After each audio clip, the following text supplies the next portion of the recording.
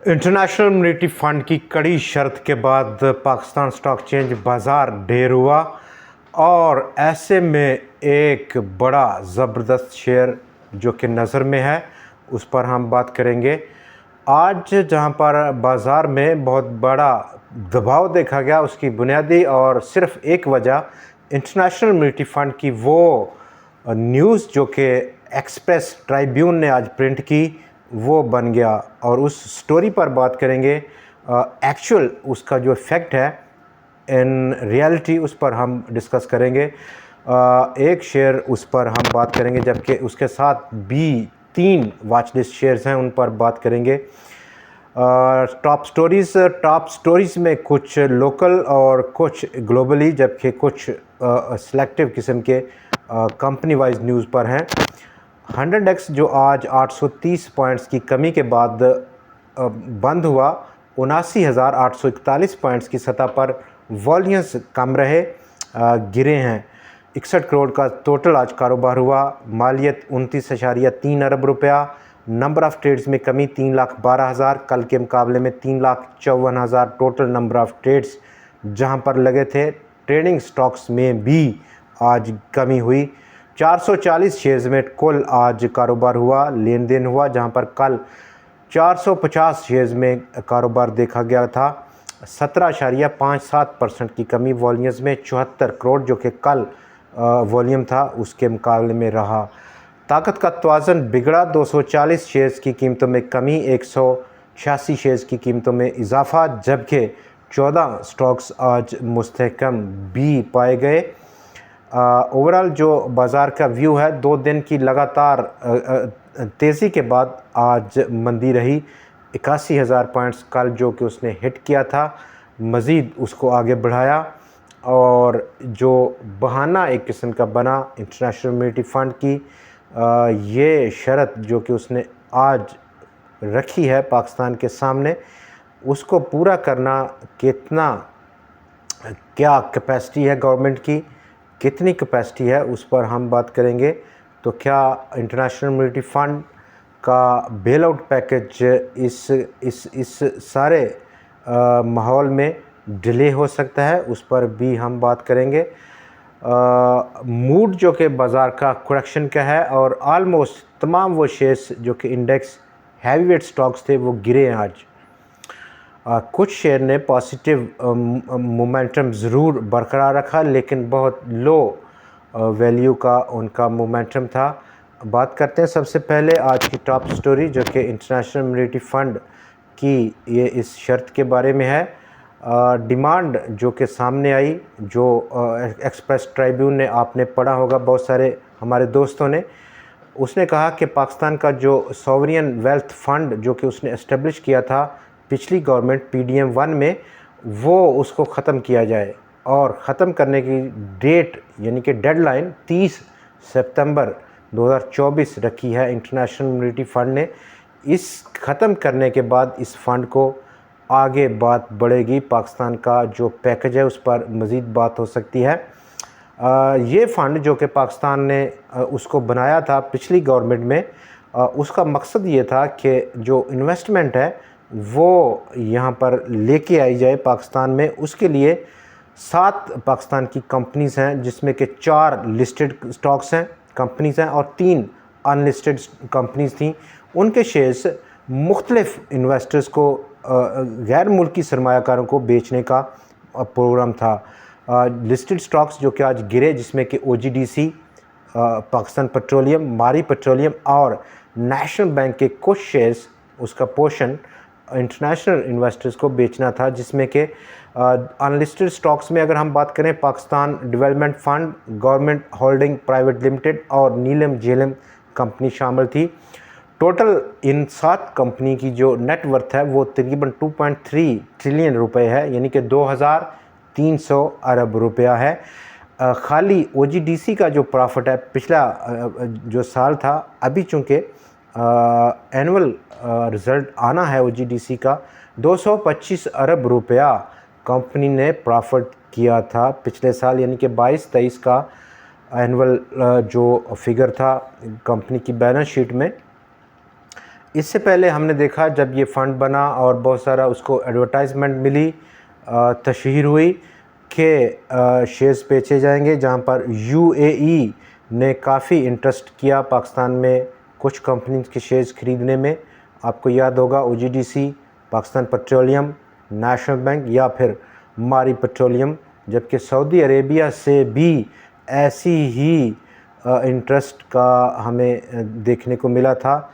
Unfortunately अब जहाँ पर एक बड़ी ये शर्त इंटरनेशनल मॉनेटरी फ़ंड ने पाकिस्तान की गवर्नमेंट के सामने रखी है, उसको पूरा करना पाकिस्तान की गवर्नमेंट के लिए कितना मुश्किल काम है, इस पर हम बाद में बात करते हैं। फ़िलहाल फ़ंड का जो एक्चुअल मतलब था वो तब से तकरीबन आलमोस्ट पौने 2 साल का वक़्त गुज़र चुका है, लेकिन कोई किसी किस्म की परफॉर्मेंस करते हुए नहीं देखा गया इस फ़ंड को। ओजीडीसी, पीपीएल, नेशनल बैंक या मारी पेट्रोलियम के शेयर्स जो कि फ़रोख्त करने थे, उनकी इब्तदाई कोई भी किसी भी किस्म की रिपोर्ट अभी तक सामने नहीं आ सकी कि किस रेट पर होंगे, कितने शेयर्स फ्लोट किए जाएंगे, कब होंगे, वगैरह वगैरह। अबू धाबी इन्वेस्टमेंट अथॉरिटी ने एक टेक्निकल असिस्टेंट पाकिस्तान को दी थी उस वक़्त, ये तमाम जो कानून बना था उसके लिए, जबकि इसके साथ साथ यूएई और सऊदी अरेबिया के अलावा कोई बड़ा इन्वेस्टर पाकिस्तान ने उसको एंगेज नहीं किया था, ना वो पाकिस्तान के इस फ़ंड की जो बनना था उसके बनने के बाद बड़ा इंटरेस्ट देखने को मिला था। बहुत सारे हमारे दोस्त तो भूल भी चुके होंगे कि ये ऐसा कोई फ़ंड बना था, उसके क्या मकसद थे, कितने वो पूरे हुए। नंबर 2, अगर हम बात करें कि इंटरनेशनल मॉनेटरी फ़ंड की जो डेडलाइन है उसको अगर एनालाइज़ किया जाए 30 सितंबर 2024 की, अभी हम आज 10 जुलाई में बैठे हुए हैं, काफ़ी लंबा पीरियड है। तो मतलब इसका सिंपल है कि इंटरनेशनल मॉनेटरी फ़ंड एक रिलैक्स किस्म के मूड में है, कतई नज़र इसके कि बहुत सारी उसकी शराइत पाकिस्तान ने ऑलरेडी मुकम्मल की हैं।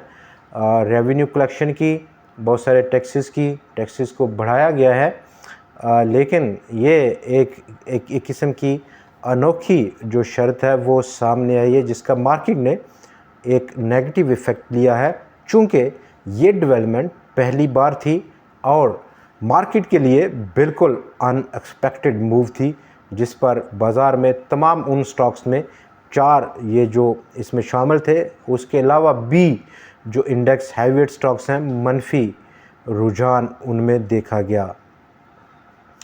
दोस्तों आगे बढ़ते हैं और डाउन साइड अगर हम देखें तो 100 इंडेक्स का फिल फॉर जो सपोर्ट रहेगा वो 79,618 पॉइंट्स की सतह पर है, जबकि एक अच्छा सपोर्ट लेवल 78,000 पॉइंट्स के आसपास है। फिल वक़्त अगर बहुत सारी मंदी की जो बातें अभी हो रही हैं, वो इतनी बड़ी मंदी को प्रिडिक्ट करना और इस पॉइंट पे थोड़ा सा प्रीमेच्योर हैं, एग्जैक्टली प्रीमेच्योर हैं कि वाकई बड़ी मंदी हो रही है, चूँकि जो पॉलिटिकल इन्वायरमेंट है, ख़ास तौर पर जो केसेस के रेलिवेंट हैं अदालतों में, उसकी क्या आउटकम रहेगी। चूँकि सिस्टम इस वक्त एक ऐसे सही डायरेक्शन में है, बहुत बड़ा कोई नेगेटिव इफ़ेक्ट यहाँ पर अभी सामने कैलकुलेशन में नहीं है।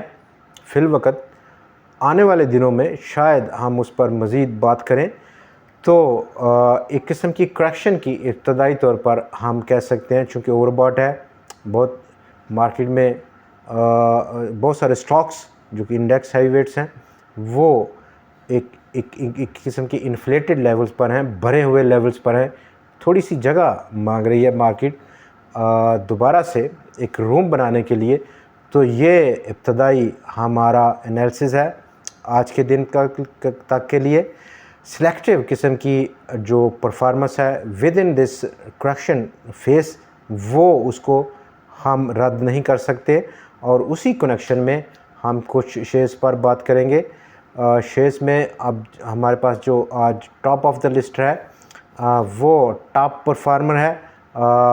इस स्टॉक से पहले हमने इसी तरह का एक और स्टॉक भी आपको याद होगा रिकमेंड किया था, एकेडी हॉस्पिटैलिटी लिमिटेड, जो कि एक ज़बरदस्त परफॉर्मेंस है।